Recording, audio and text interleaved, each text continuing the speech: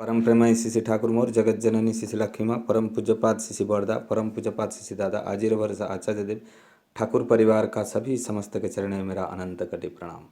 आज आप लोगों के सामने आलोचना करूंगी, तुम्हारे लिए ही बैठा हूँ। एक कितना सुंदर सा जीवंत बात है जो परम पुरुष पुरुषोत्तम रचना किए हैं। चंद्रकांत मेहता शिशि ठाकुर जी के बराबर हिंदी में भजन सुनाते थे। ये हम लोग सब जानते हैं, जो पुराने ऋतिकगण है इनको देखे हुए हैं। ये गुजरात के रहने वाले थे। अपनी कथा कहते हैं कि वो गुजरात से कैसे आकर हिमायतपुर आश्रम में स्वयं रूप से रहते हैं।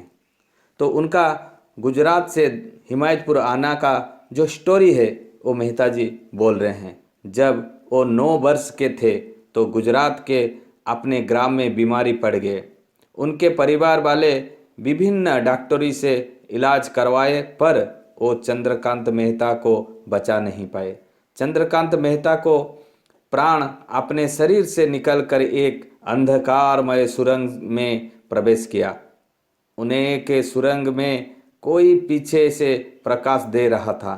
जब वो आत्मा सुरंग के अंदर घुस गया, उधर से एक व्हाइट कलर का ज्योति आगे आ रहा था। सुरंग में बहुत देर तक चलने के बाद दुधिया रंग का एक विस्तृत मैदान दिखाई पड़ा, जहां एक व्यक्ति टहल रहा था। जैसे ही चंद्रकांत मेहता उस व्यक्ति के निकट पहुंचे, उन्होंने पुनः वापस जाने का निर्देश दिया। निर्देश पाते ही पुनः अपने शरीर में वापस आ गए। चंद्रकांत मेहता ने ऐसे सुंदर पुरुष को कभी देखा नहीं था।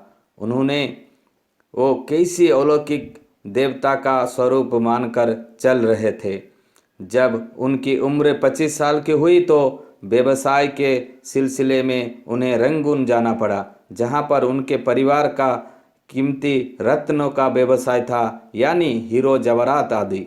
मेहता जी को व्यवसाय के दौरान विभिन्न घरों में जाना पड़ता था। एक दिन मेहता जी श्री बिग एन चटर्जी के घर जाना हुआ तो देखा कि एक पत्रिका रखी हुई है उनका घर की टेबल के ऊपर, जिस पर एक दिव्य पुरुष की छवि है, जिन्हें उन्होंने पहले उसी दुधिया रंग के मैदान में देखा था और वो उन्हें वापस जाने का निर्देश दिया थे।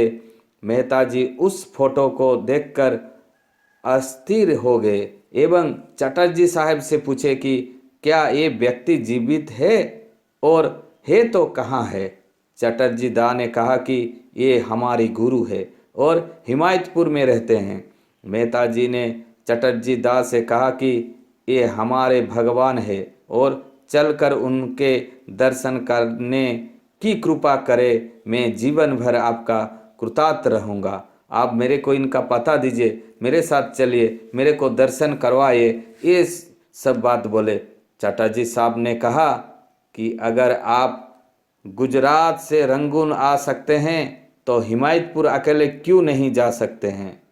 मेहता जी उसी दिन आश्रम का पता लगाकर हिमायतपुर के लिए चल पड़े। मेहता जी जब आश्रम आए तो देखा कि वही विराट पुरुष बालू के विस्तृत मैदान में उसी भाव भंगिमा में समीप के व पावन नदी की, जैसी भारत में गंगा नदी के नाम से जाना जाता है, मैदान में टहल रहे थे। मेहता जी 9 वर्ष की उम्र में जिस पुरुष को शरीर त्यागने के बाद देखा था, वो तो यही व्यक्ति है। मेहता जी हट कर अश्रुधारा बहाते हुए उनके श्री चरण में जा गिरे। शिशि ठाकुर जी ने मेहता जी को हृदय से लगाकर स्वयं भी रोने लगे और कहा, तुम इतने दिन के बाद आए, तुम्हारे लिए ही मैं बैठा हूँ। ठाकुर जी ने आगे कहा, तुम्हारी सत्ता शुद्ध है, तुम इसी जीवन में उन्हें पाओगे। मेहता जी आजीवन हिमायतपुर आश्रम में रहे एवं ठाकुर जी के साथ देवघर आए, जहां उन्होंने अपना शरीर छोड़ा।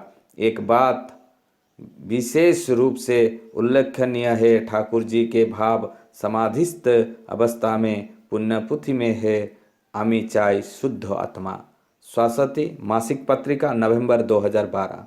ये आलोचना यदि आपको अच्छा लगा तो मेरे को कमेंट बॉक्स में कमेंट कीजिएगा। मैं नई नई बात आप लोगों के लिए लाना चाहता हूँ। वंदे पुरुषोत्तम, जय गुरु।